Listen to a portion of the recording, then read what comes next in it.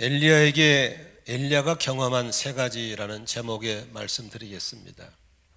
우선 교역자 복원주일이 무엇인가에 대해서 새로운 교우님들은 잘 모르실 뿐더러 또 오래 다녔어도 1년에 한 번씩 하는 거기 때문에 아마 가물가물거리는 분들이 많이 있으리라고 생각합니다. 그래서 교역자 복원주일이 무엇인가에 대한 잠깐 설명을 하고 오늘 본문을 통해서 주시는 하나님의 마음을 함께 나누도록 하겠습니다. 저희 교회는 1990년도에 교회를 개척했습니다. 제 나이 36살 때 교회를 개척했습니다. 시골 목회하다가 올라온 사람이 아무것도 없이 지하실에서 2살짜리, 4살짜리 애들 데리고 후원자 한 명도 없이 교회를 개척했습니다. 열심과 의욕만 있을 뿐이지 노하우도 없고 후원자도 없고 그냥 몸으로 뛰었습니다. 무엇이 열심인지 무엇이 욕심인지 모르고 뛰다가 5년 후에 제가 41살 때 쓰러졌습니다. 그래가지고 4월 달에 쓰러져서 6개월 동안은 아무것도 할 수 없는 그런 상황이었습니다.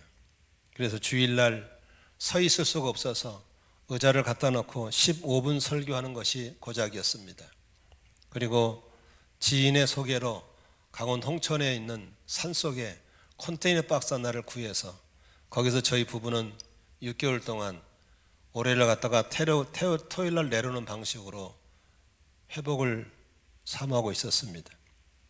적당한 보험도 없었기 때문에 치료를 받을 길도 없었습니다. 그런데 그 강원도 홍천의 시골 수요 예배에 갔었는데 그 교회 주보에 교역자 복원주일이라는 광고가 있었습니다. 좀 특이해서 담임 목사에게 물어봤더니 그분들이 소속했던 교단에도 이렇게 주회장들이 자꾸 쓰러지고 병들어서 교회가 어려움을 겪어서 정책적으로 1년에 한 번씩 전국에 있는 모든 교회가 교역자 복원주일을 하고 그날만큼은 건강에 대한 설교를 하고 그날만큼은 담임 목사의 건강을 위해 기도하고 그날만큼 성도들이 담임 목사 건강을 위해서 헌금을 해서 그래서 목사님의 건강을 돌봐드린다고 하는 겁니다. 참 좋다라는 생각이 들어서 저희 교회 재직회 때 이 안건을 껴놨더니 우리 재직들이 일치하게 전원 만장일치로 우리도 하자고 해서 저희 교단에 없는 일들을 저희 교회만 하게 됐습니다. 1년에 한 번씩 하는데 교회가 창립이 3월 첫째 주니까 교회 창립 기념으로 이 일을 해오게 됐는데 성도들이 거둬든 헌금을 가지고 저희 부부의 건강을 위해 쓰다 보다 보니까 저보다 더 열악한 선교사님들, 저보다 더 어려움 당하는 개척교회들이 너무 많다는 사실을 알게 되었습니다. 그래서 저희 부부가 우리만을 위해 쓰는 것이 아니라 그런 오지에 있는 선교사님들과 오지에 있는 주회종들에 쓰자라고 해서 그것을 그쪽으로 돌리게 되었습니다. 그러면서 많은 열매를 맺게 됐습니다. 유급원 가운데 병으로 죽어가는 선교사를 살리기도 하고 침체에 있는 주회종들에게 용기와 희망을 주기도 하면서 27년째 오게 되었습니다. 그래서 이제는 이게 우리나라 우리 교회만의 문화가 되어서 성도들이 기쁨과 자원함으로 이 일을 하고 있고 제가 평상시에 은혜 받은 분들은 꾹 참고 있다가 이럴 때 과일 한 상자 값이라도 좀 헌금해 주시면 그걸 모아서 어려운 죄정을 쓰겠다라고 달려오고 있습니다. 요즘 현대인들에게 가장 인기 있는 단어 중에 하나가 바로 건강이라는 단어입니다. 설교 중에 졸던 성도가 건강이라는 단어만 들려오면 자다가도 깬다라는 말이 있을 정도로 현대인들의 관심에 바로 건강에 쏠려 있습니다. 마태복음 16장 26절에 보면은 이런 성경 구절이 있습니다. 사람이 온 세상을 얻고도 제 목숨을 잃으면 무슨 이득이 있겠느냐. 또 사람이 제 목숨을 되찾는 대가로 무엇을 내놓겠느냐라고 했습니다. 그렇습니다. 자기 목숨보다 소중한 게 없습니다. 어떤 것도 자기 목숨과 바꿀 만한 건 없는 겁니다. 이렇게 건강에 대한 초미세의 관심을 갖고 있는 데 비해서 의외로 건강들이 다 부실합니다. 다 병을 앓고 있고 죽어가고 있고, 세계 최고의 복지국가라 그래가지고 틱하면 병원을 안방 드나들 들고 있지만 몸 상한 사람이 별로 없다는 것도 참 안타까운 일입니다.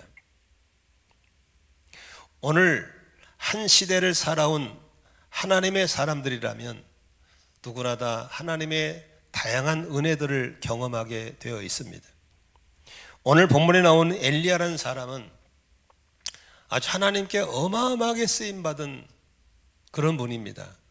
그러나 그렇게 쓰임받은 사람이지만 좀 더 가까이 접근해 보면은 그에게도 또 다른 다양한 경험들이 기록되어 있는 것을 볼 수 있습니다.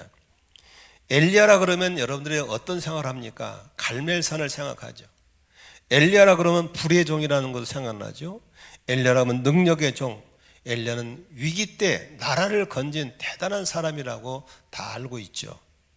그러나 그렇게 아름다운 설악산, 금강산 곁에는 아주 험한 계곡이 있듯이 이 대단한 엘리야도 가까이 가보면 엄청난 어려운 침체기가 있었고 하나님의 은혜로 회복됐던 시즌도 있다는 사실을 보게 되는 것입니다.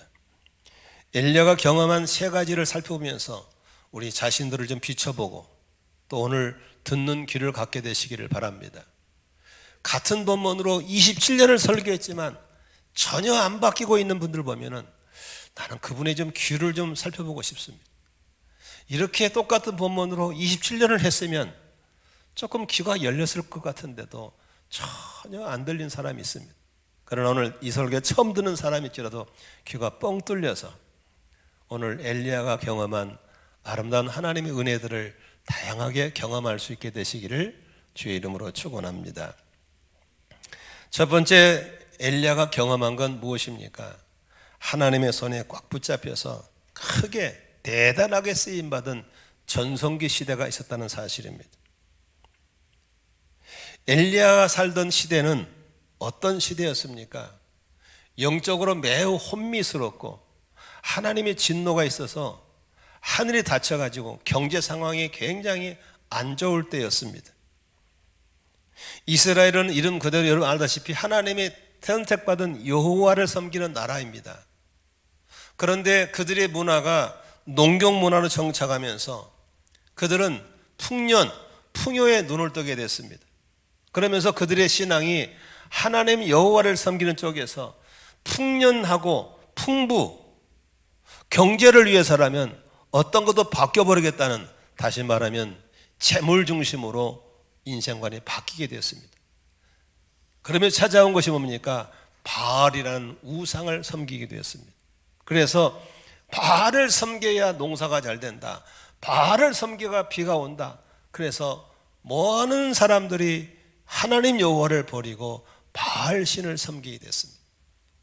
그 나라의 왕의 부인 이세벨까지도 바알 신에 푹 빠졌습니다.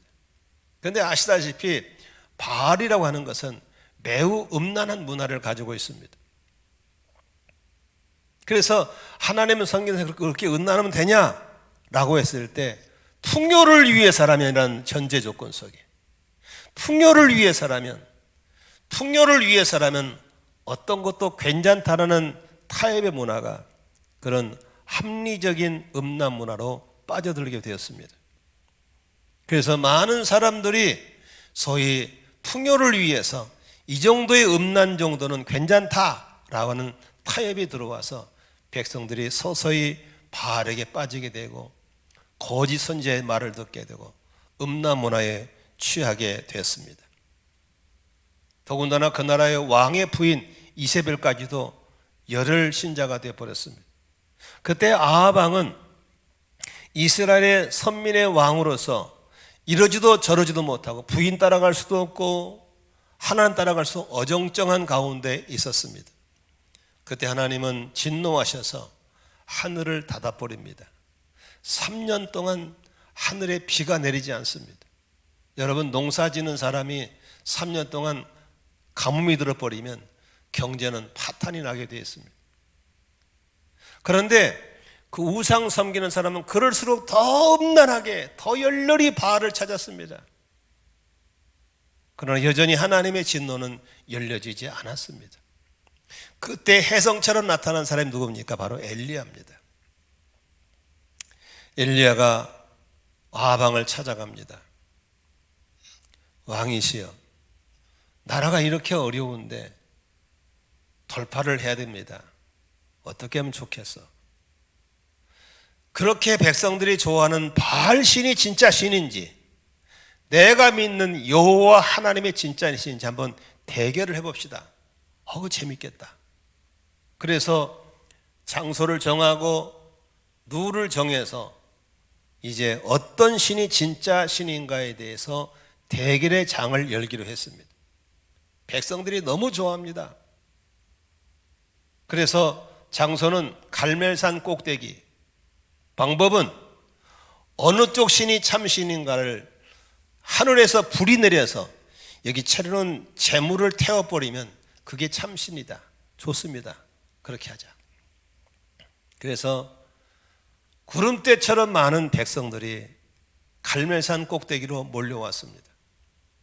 그리고 우상 섬기는 바알 신의 선지자 지도자들 450명과 아세라 신을 섬기는 지도자 400명, 850명이 버티고 있고, 여호와 하나님의 살아계심을 증명하겠다는 바로 엘리야가 한 명이 섰습니다. 850대 1입니다. 구름대 같은 군중들 앞에서 이제 어느 신이 참 신인가를 증명해내야 되는 그런 결판을 열게 되었습니다. 엘리야가 너희들이 숫자가 많으니 너희들이 먼저 하라고 그랬습니다. 그래서 바알 쪽에서 좋다, 우리가 해보겠다. 짐승을 잡아놓고 재물을 제단을 까놓고 그들의 방식으로 바알이여 바알이여 불로써 응답해달라고 아무리 소리 질러도 여러분, 죽은 신이, 우상이 거기에 반응할 리가 없습니다. 그때 엘리야가 부축입니다. 너그 하나님이 지금 외출 나갔나 보다 더 크게 부르짖어라. 너그 하나님이 지금 졸고 있나 보다 깨워봐라. 그래서 그들 방식으로 더욱더 바알이여 바알이여 부르고 그들이 갖고 있는 모든 음란한 짓을 다 하고 온몸에 상처를 피를 쏟아가면서 오전 내내 했지만 그들의 신은 반응하지 않았습니다. 그때 엘리야가 그렇다면 이제 내가 한번 해보마. 내가 믿는 여호와 하나님이 참신인 것을 여기에 불이 내려서 이 재물을 태우면 그 하나님의 진짜신 줄 알고 돌아와야 된다. 좋다. 그때 엘리야가 열왕기상 18장에 보면은 37절에 이렇게 말하고 있습니다. 주님, 응답하여 주십시오. 응답하여 주십시오. 이 백성으로 하여금 주님이 주 하나님이시며 그들의 마음을 돌이키게 하시는 주님이심을 알게 하여 주십시오라고 37절에 엘리야가 부르짖어 기도합니다. 38절입니다. 그러자 주님의 불이 떨어져서 재물과 나무단과 돌들과 흙을 태웠고 도량 안에 있는 물을 모두 말려버렸다라고 써 있습니다. 그때 온 백성이 이걸 보고 땅에 엎드려서 바로 여호와가 하나님이구나, 그분이 여호와가 하나님이구나 하면서 엘리야에게 다 돌아왔습니다. 엘리야가 40절 후반절에 이렇게 썼습니다.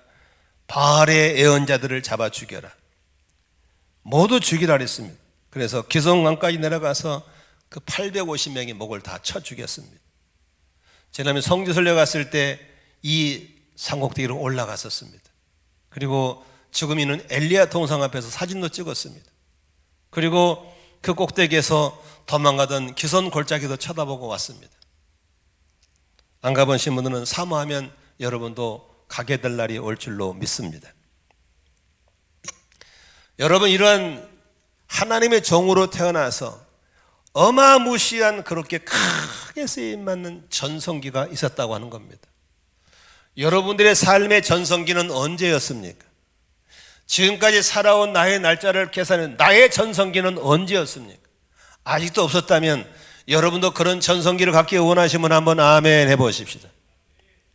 지금 몇 명은 안 왔는데 한 번만 더 기회 드릴게요. 나도 그런 전성기를 갖고 싶으시면 한번 아멘 해보십시다. 두 가지를 가지셔야 됩니다. 오늘 본문에 18장 36절에 이런 말씀이 있습니다.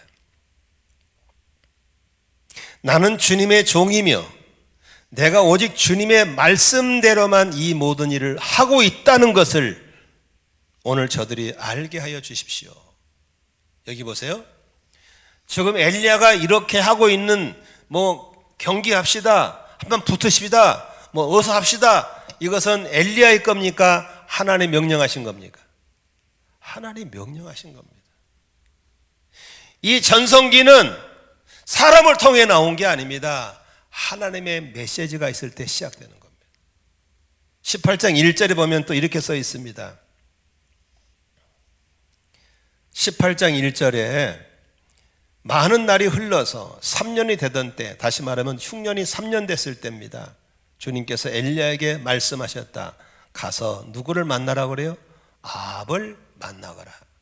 지금 아합을 만나러 가는 것도 엘리야가 가는 게 아닙니다. 하나님이 시킨 겁니다.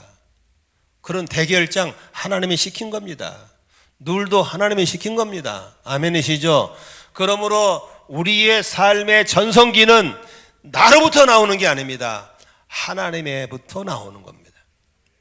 정말 전성기를 원하신다면 듣는 귀가 있어야 되고 하나님 말씀할 때 순종할 때 전성기는 이루어질 줄로 믿습니다.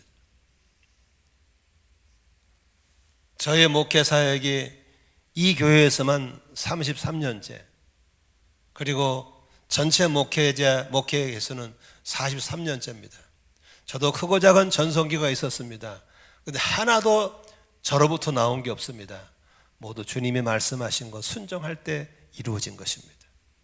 나는 여러분들이 그런 하나님이 말씀하시면 예스 들으시고 또 그렇게 묵묵히 가면 그곳에 전성기의 꽃이 핀다는 사실을 믿으시기를 바랍니다. 안타까운 것은 현대인들은 주님의 소리를 들을 수 있는 여유가 없습니다. 왜? 사탄 마귀는 여러분이 전성기를 가져갈까 봐 분주하게 만들어버리고 조급하게 만들어버렸습니다. 바빠요. 너무 바빠서 주님의 소리를 들을 시간도 없고 점검할 시간이 없어요. 그냥 바빠요. 사탄의 전략입니다. 이제는 주의 음성을 듣는 것보다 더 중요한 게 없는 겁니다. 주님 말씀을 순종하고 더 중요한 게 없는 겁니다. 다른 것 패 일어나시고 듣는 시간 가지시고 그렇게 순종해 나가면 여러분이 전성기를 만드는 게 아닙니다. 주님이 그렇게 여러분들을 만들어 주실 줄로 믿으시기를 바랍니다. 아멘. 두 번째, 엘리야가 경험한 건 뭡니까? 또 다른 모습을 보는 겁니다. 아까 했죠? 산이 아름답잖아요.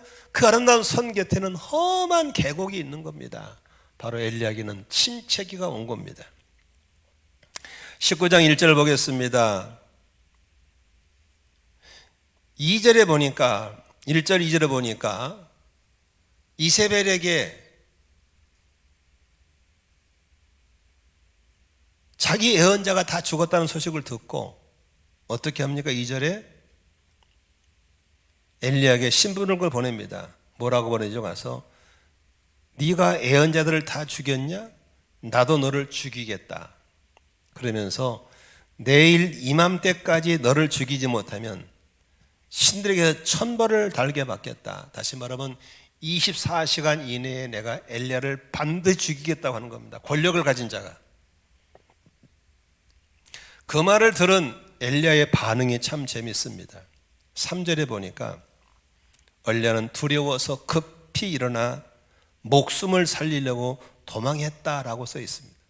아니, 조금 전까지만 해도 850명을 쳐 죽이고 구름대처럼 많은 사람 가운데 하나님이 불이 임하게 달라고 하고 하늘에 불이 임해가지고 재물을 태우고 그렇게 승승장구했던 엘리야는 온데간데 없이 죽인다고 그러니까 도망가고 죽인다니까 무서워 벌벌 떨고 그 정도가 아닙니다. 여기 4절에 보니까 별 얘기를 다 합니다. 나는 죽고 싶어요. 나는 누구보다 더 못한 사람이에요. 완전히 우울증에 빠져 있는 자신을 보게 되는 겁니다. 다시 말하면 18장의 엘리야와 19장의 엘리야는 너무나도 차이가 나 있는 걸 볼 수 있습니다. 여기서 우리가 중요한 교훈을 얻습니다. 천하를 움직이는 저런 사람도 침체기에 빠지면 저렇게 초라해지는구나를 볼 수 있는 겁니다. 꽃이 아름답지만 활짝 필 때와 시들은 모습은 너무나 다른 겁니다. 위대한 사람도 저렇게 절망에 빠질 수 있고, 위대한 사람은 침체에 빠질 수 있고, 저렇게 위대한 사람도 우울증에 걸릴 수 있구나를 보는 겁니다. 왜 엘리야가 이렇게 침체기에 빠졌는가? 몇 가지 분석해 보면은 이런 분석을 해볼 수 있습니다. 열심과 욕심을 구별해야 합니다. 사람은 열심히 하면 상을 받습니다. 그러나 욕심으로 하면 병을 만나게 되어 있습니다. 저도 아주 열심히 목회했습니다. 정말 아무것도 없지만 해보고 싶어서 열심히 했습니다. 그런데 개척한 지 5년이 지난 어느 날 제게 병이 왔습니다. 단에 서 있을 수가 없습니다. 힘이 없어요. 그래서 의자에 앉아서 설교했습니다. 새벽 예배는 아예 나갈 힘도 없었습니다. 숨이 차올라서 말을 할 수가 없었습니다. 그래서 1부에 마치고 그 짧은 시간에 양상동 와서 산 밑에 옹달샘이 하나 있어요. 거기 쫓고 앉았다가 내려오고, 그리고 월요일 아침에 일찍 홍천에 산속에 컨테이너 박스 얻어놓고 거기 가서 또 있다가 오고, 애들 맡겨놓고 저희 아내는 애기 봤다가 저 밥 끓여주다가 그렇게 6개월을 보냈습니다. 제가 발견한 게 있습니다. 아, 열심히 하면 상을 주지만 욕심을 하면 병을 만나는구나. 그런데 어디까지 열심인지 어디까지 욕심인지를 아는 사람이 없습니다. 이게 문제입니다. 두 번째, 육체적인 필요가 누적되면 천하장소 쓰러지는구나. 아무리 건강해도 필요가 누적되면 쓰러지게 되어 있습니다. 세 번째, 저렇게 대단한 공인이지만 공인을 돌봐주지 못하면 나라가, 백성들이 불행해지는구나. 저는 큰 교회 나지만 조그만 개척교회 하다가 쓰러졌습니다. 그때는 부교육자도 없었습니다. 그때 지하에서 선교원 할 때 선교원 운전하라고 신학생 하나 데려다 놓은 적이 있습니다. 그 친구를 꼬셔가지고 새벽에 부탁을 했습니다. 내가 이렇게 몸을 못 쓰니까 부탁한다고.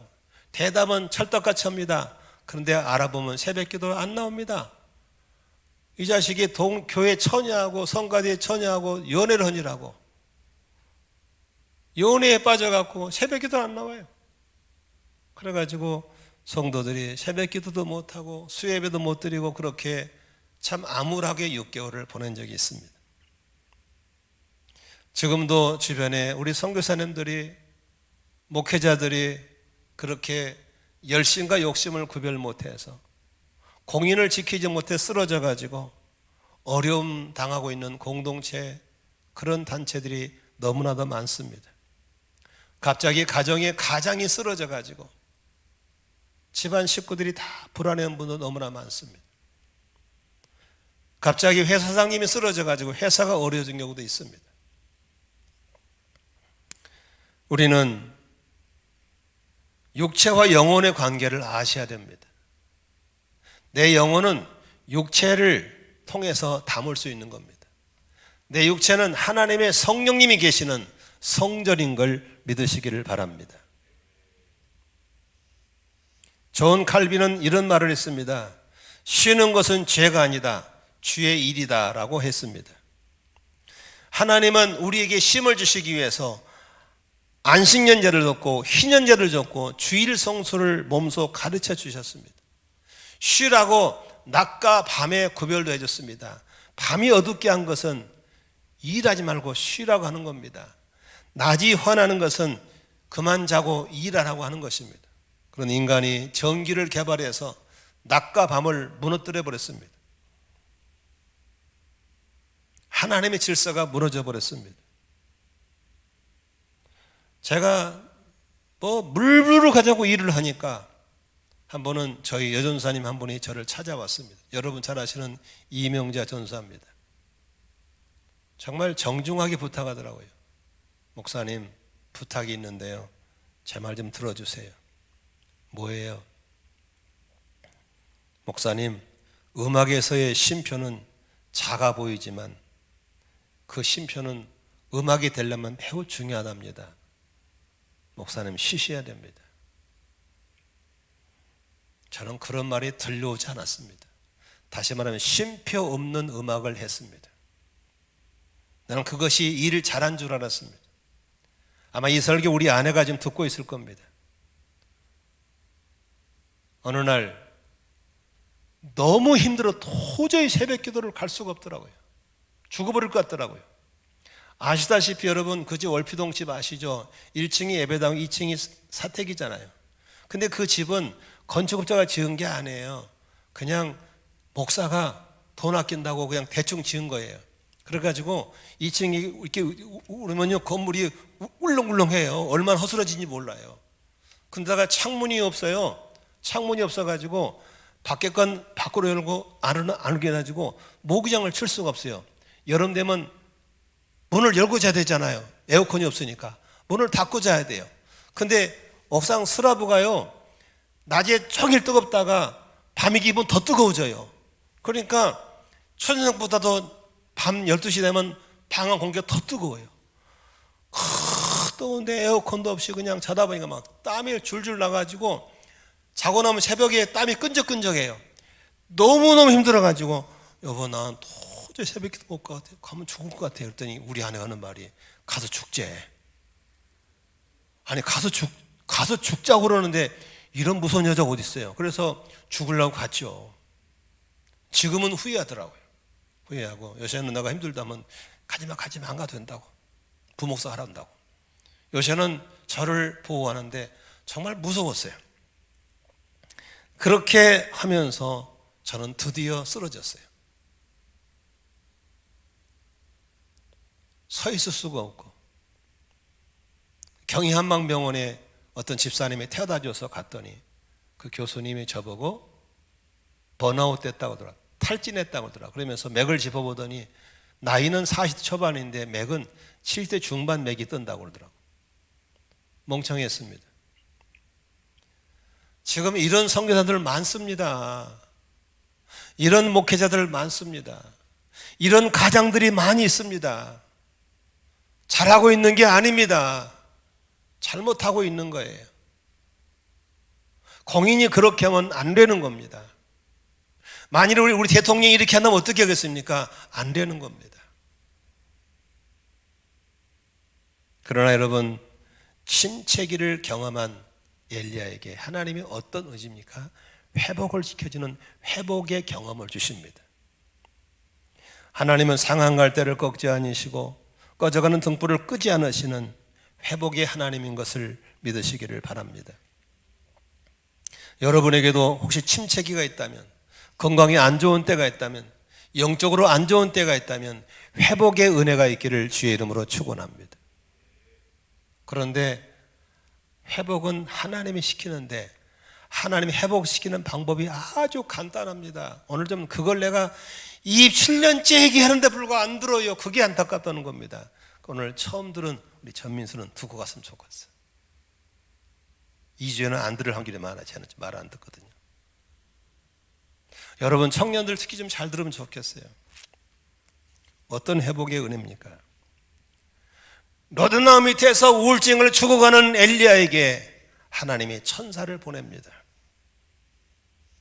그리고 7절에 뭐라고 합니까? 7절에 6절 천사를 보내가지고 그의 머리맡에는 뜨겁게 달군 돌에다가 구워낸 과자와 물 한 병이 놓여 있었다. 그는 먹고 마신 뒤에 다시 잠에 들었다. 여러분, 하나님이 우리를 회복하는 건 간단합니다. 먹게 하는 겁니다. 마시게 하는 겁니다. 잠자게 하는 겁니다. 너무 싱겁다고 우스갯이죠. 그런데 여러분 다 먹죠? 다 마시죠? 다 잠자죠? 근데 틀리게 먹고 있는 겁니다. 틀린 걸 마시는 겁니다. 틀리게 자고 있는 겁니다. 그래서 회복이 안 되는 겁니다. 아니 잘 먹는데, 맛있게 먹는데 안 해요. 틀리게 먹는 겁니다. 현대인들은 자본주의에 살고 있기 때문에 음식을 만드는 사람들이 여러분의 몸을 생각하지 않습니다. 여러분들의 입이 타켓입니다. 어떻게 하든지 맛있게 만들어서 더 사 먹게 하고 이걸 사 먹게 만들기 위해서 모든 음식 요리자들은 우리의 몸을 염두지 않습니다. 입에다가 초점 맞췄습니다. 맛있습니다. 기똥차게 맛있습니다. 그래 사 먹거든요. 그래 돈이 벌리거든요. 그래야 부자가 되거든요. 그러는 사이에 우리 몸을 위한 음식이 아니라 입을 음식이 너무 많은 거예요. 그래서 먹지 말을 걸 너무 많이 먹는 거예요. 그런 사이 여러분 우리 몸이 서서히 죽어가고 있다는 사실을 아셔야 되는 겁니다.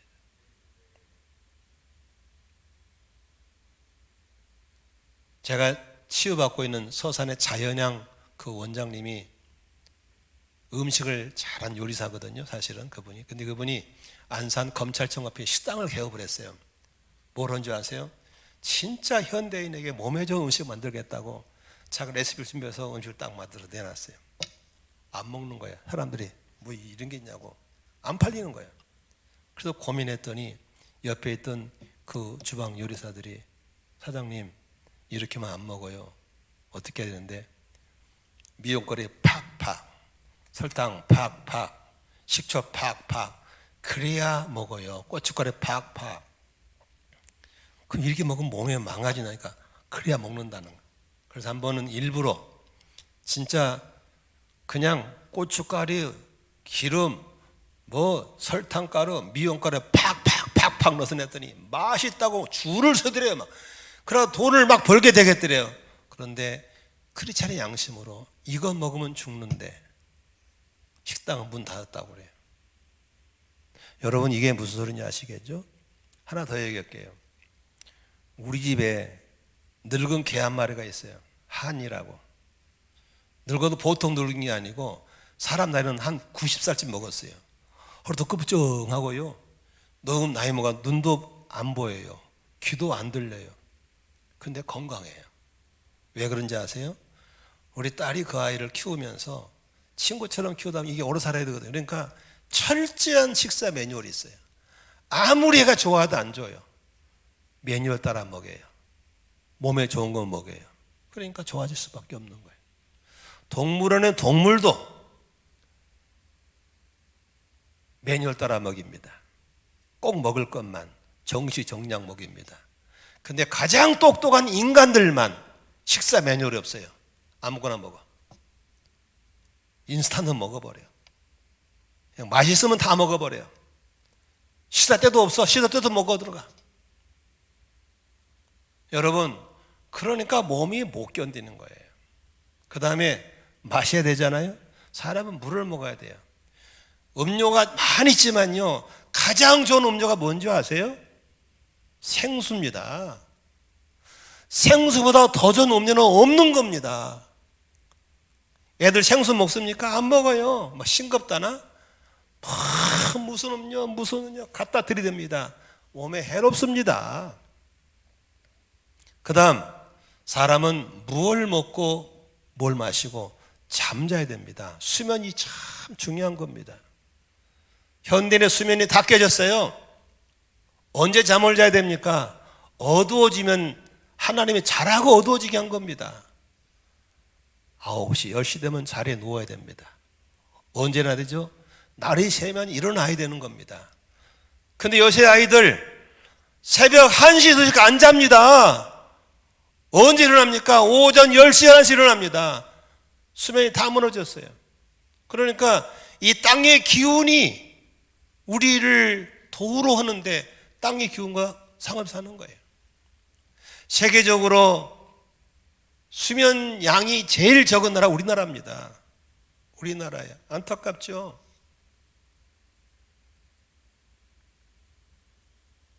평균 7시간을 자야 된다는데 5시간, 5시간밖에 못 잔 게 우리나라 사람들이에요. 그러니 여러분 보세요. 몸이 망가지는 거예요. 우리 청년 중에 하나가 지금 급성 백혈병이 걸렸습니다. 너무 충격입니다. 젊은 아이가 항암을 맞아야 됩니다. 저혈세포 이식수술을 받아야 됩니다. 생사는 하나님이 아는 겁니다.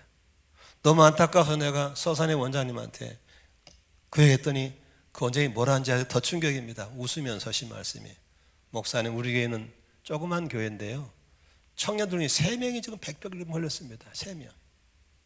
그 다음 말이 더 무섭습니다. 앞으로 젊은이들 가운데 많은 사람이 백혈병 나옵니다. 젊은이들 많은 사람이 성인병으로 죽습니다. 지금 젊은이들 대부분이 암으로 죽습니다. 이게 결론입니다. 왜? 음식이 타락했습니다. 마시는 걸 잘못 마시고 있습니다. 수면 질이 다 무너져 버렸습니다. 하나님 회복은 간단합니다. 맹렬 따라 먹어라, 생수를 마셔라, 그리고 수면 양과 질을 회복해라. 그러면 회복된다입니다. 이걸 27년 동안 해온 겁니다. 그런데 아무도 말을 듣지 않습니다. 뭐라 하는지 아세요? 목사님이 시대를 몰라서 그런데요. 안 됩니다. 저도 이렇게 하면서도 잘 안 지켰습니다. 수면 질이 안 좋고 먹는 거 대충 먹고 입에 단 걸 먹었습니다. 그래서 제가 건강검진 가면은 항상 따라 붙는 게 있습니다. 목사님 위험합니다. 대사증후군입니다. 심지어는 당뇨 가까이 왔습니다. 혈압 오르고 있습니다. 혈압약 지어드릴까요? 이게 제가 받는 건강검진 결론이었습니다. 그러나 욕심과 열심을 구별 못하는 저는 늘 이런 말을 우스갯겨 살아왔습니다. 그런데 진짜로 당뇨 당하신 분들, 혈압 당하신 보니까 너무 불쌍하더라고요. 그러다가 저도 문턱에 서서 1년 전부터 먹는 것 철저하게 매뉴얼 따라 먹습니다. 마시는 물 매뉴얼 따라 마십니다. 수면 질이 안 좋아서 목에 식도염이 왔습니다. 목이 아프고 괴로우니까 수면 질을 회복하기 시작했습니다. 지난주에 건강검진 했습니다. 그리고 지난주에 의사를 면담하 갔습니다. 의사가 대사증후군이 사라졌다고 하는 겁니다. 모든 게 정상이 됐다고 하는 겁니다. 1년 동안만 그렇게 해도 회복이 되는데 우리 젊은이들은 더 빨리 회복될 수 있습니다. 이 소리를 27년을 했는데도 여전히 청년들 보세요. 그냥 기름질 막 줄줄 흐르는 것들, 막 피자, 치킨, 인스턴트, 라면, 그냥 음료수 막 퍽퍽 마시고 난리법석입니다. 잠도 안 자고 건강을 막 쓰는 겁니다. 여러분, 우리 체력은 소모품입니다. 함부로 쓰면 빨리 망가지고 잘 쓰면 오래 쓰게 된다는 사실도 잊지 않기를 바랍니다. 아멘. 성교사님들 마찬가지입니다. 욕심과 열심을 구별 못하면 누구도 쓰러집니다. 글을 보내놓고 후원하는 부모님과 후원자들은 어떻게 되는 겁니까? 현장은 어떻게 되는 겁니까? 갈렙처럼 건강하게, 여호수아처럼 건강하게, 모세처럼 건강하게 주신 사역을 잘 감당해야 될 줄로 믿습니다. 마지막 회복에 필요한 게 뭡니까? 칭찬과 격려입니다. 7절에 보니까 천사가 어떻게 합니까? 어루만져주면서 일어나서 먹어라. 갈 길이 아직도 많이 남았다라고 말씀하셨습니다. 우리는 너는 꼭 필요한 사람이야. I need you. 너는 정말 필요한 사람이야. 너는 이렇게 좋은 사람이라고 칭찬하고 사명을 깨워줄 때 우리 속에 놀라운 회복의 능력이 일어나고 있는 걸 믿으시기를 바랍니다. 저는 개인적으로 요새 노인성 우울증이란 게 찾아왔습니다. 아이, 목사님 무슨 우울증이야? 저도 우울증이 오더라고요. 늙어지는 것을 수용하기 싫은 거예요. 늙어지는 게 자연스러운데 그게 잘 안 받아지는 거예요. 기억력이 떨어지고 체력이 떨어지고 그게 자꾸 슬퍼지는 거예요. 혼자 있고 싶어지는 거예요. 그런데 어제 뜻밖의 우리 가정교회를 잘 하시는 아주 원년멤버 한 분 계세요. 저 지방에 계신 분인데 최근에 컨퍼런스 준비하면서 몇 차례 만나서 교제했어요. 근데 그분이 뜻밖의 문자를 보냈어요. 뭐라고 보냈냐면 김영길 목사님을 만날수록 저희 부부가 김 목사님 매력에 빠져들고 있습니다. 목사님과 한번 꼭 만나서 차 한잔하고 싶습니다. 목사님은 우리 조직에 꼭 필요하신 분입니다. 굉장히 기분이 좋으면서 힘이 생기더라고. 그래서 저도 바로 댓글을 보냈죠. 저희 부부는 이미 목사님 부부의 매력에 푹 빠져 있습니다. 우리 만나서 한번 교제하시죠. 여러분, 이런 가벼운 터치의 위로와 격려가 삶의 에너지를 주는 것을 경험할 수 있었습니다. 목장에서 가족들끼리 식사하면서 돈 드는 거 아니잖아요. 장점을 칭찬해주고 격려하면서 I need you. 난 네가 필요해. 너는 잘할 수 있어. 이런 격려로 우리가 회복의 은혜를 경험할 수 있기를 주의 이름으로 축원합니다. 말씀 정리하겠습니다. 여러분, 경제가 좋아지면 뭐해요? 사람이 죽어가는데 돈 벌면 뭐해요? 아무 소용없어요. 행복은 건강해야 되는 거예요. 생각이 건강해야 되고 몸이 건강해야 되고 내 영혼이 건강해야 될 줄로 믿습니다. 근데 건강은 누가 지켜주지 않아요. 나는 우리가 모두 다 다시 한번 똑같은 말을 반복하지만 식사의 매뉴얼을 회복하기를 바라고 좀 마시지 말 건 좀 마시지 않는 매뉴얼이 있기를 바라고 좀 잠도 그렇게 썩어질 세상 문화도 살지 말고 우리 군인들을 가보세요. 딱 그 시간 재고 그 시간 깨우니까 그냥 살이 포동포동 좋아지잖아요. 근데 풀어버리니까 그냥 완전히 애들 다 망가졌어요. 다 망가졌어요. 서로 헐뜯고 스트레스 받고. 그래서 제가 이 칼럼에다가 우리가 존경하는 최영기 목사님의 건강 비결을 적어 놓은 거예요. 지금 79세입니다. 건강하십니다. 어떻게 건강관리하는가? 이 짧은 글을 제가 옮겨놨어요. 이분도 간단합니다. 먹는 것, 잠자는 것, 스트레스 이것밖에 없습니다. 결코 복잡하지 않는 것으로 우리는 회복할 수 있습니다. 여러분들이 건강이 회복되기를 주의 이름으로 축원합니다. 서로를 격려하고 축복할 수 있기를 바랍니다. 여러분들이 드린 그 천사의 손길이 선교사들에게 전달될 때 선교사들이 힘을 얻는 겁니다. 아, 나는 혼자가 아니구나. 이렇게 후원자들이 나를 관리하고 기도하고 있구나. 용기를 얻게 될 줄로 믿습니다. 여러분 잘 아시는 제임스 김 아시죠? 북해 가서 17년 동안 북한에 있다 오신 분. 그분은 저희 교회를 생명의 은인으로 알고 있습니다. 지금도 절기 때마다 문자를 보내옵니다. 은퇴하셨지만. 왠지 아세요?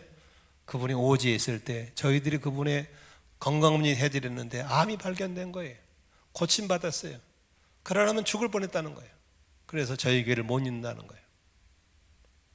우리 모두 천사의 손길 되어서 사람들을 격려하고 세울 수 있기를 바라고요. 매뉴얼을 회복하기를 바라고요. 아멘. 수면 매뉴얼도 회복할 수 있기를 주의 이름으로 축원합니다. 그래서 다시 한번 이 엘리야가 회복되어서 사명의 산 호렙산까지 40일 주야를 걸어서 도착했던 것처럼 힘있게 신약교 회복 현장을 달려갈 수 있기를 주의 이름으로 축원합니다. 축원합니다. 기도하겠습니다.